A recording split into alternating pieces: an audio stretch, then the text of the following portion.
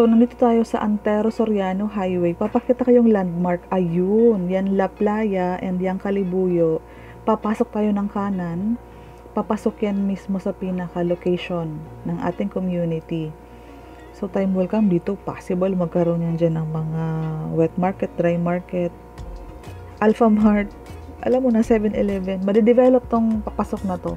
Kasi napakalaki ng magiging community nyo dyan po sa The Palm Residences. So, 500 meters away from National Highway, 1 bus ride to PTEX po ito.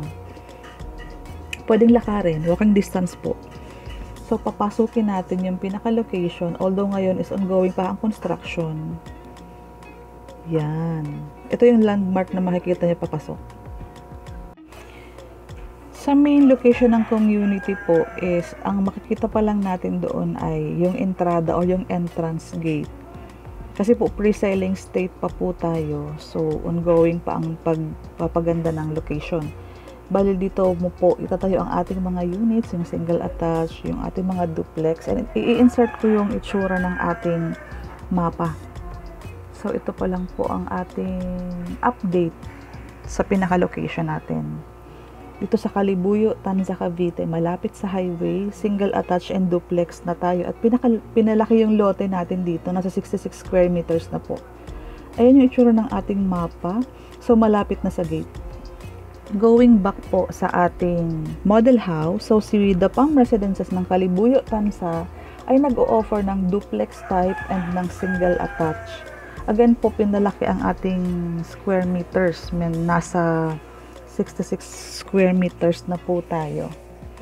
And yung computation po is isisend ko na lang po sa messenger para mas malinaw po and mas makita niyo yung lahat ng details para wala akong makalimutan. So, papakita ko po sa inyo yung turnover unit ng ating single attached and duplex. Bali yung one side natin is dyan po yung ating carport. Kasya po ang dalawang sasakyan dyan kung hindi nyo i-expand. Ito naman po yung ating garden sa harapan. Kung makikita nyo po, may pintura na po ang ating labas. Madaming bintana, bali magkakaroon ng 2 rooms yung taas nyo.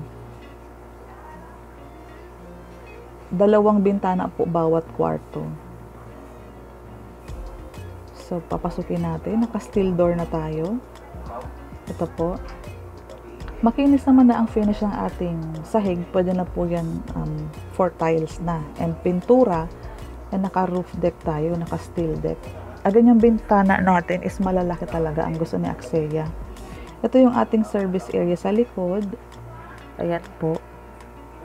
Ito ang pinaka-itsura ng ating living room. Ayan po siya. Dito naman na side ang ating toilet and bath. High ceiling po. Ito po. Dito naman po ang ating way paakyat po sa taas. So, nakabuhos yung ating first 4 steps. Ito po, semento and steel na. Bare type ang ating turnover kasi po, kinoconsider natin yung inyong pag-e-expand. Ayan po ang kabuuan ng second floor. Provision of 2 bedrooms po. High ceiling ito. Nakaabang na ang ating mga for electricity, saksakan, switch. Papakita ko yung view ng sa car park ninyo. So, ganyan siya kalaki. Open for expansion. Ayan po. 2 carport. Pwede dyan kasi ang 2 sasakyan.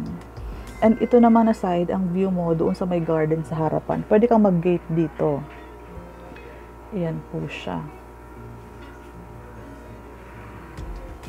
So, sa lahat po ng gustong mag-online tripping or dito po, malapit lang ang bahay namin dito sa model house ng The Palm Residences. So, PM me po. Thank you.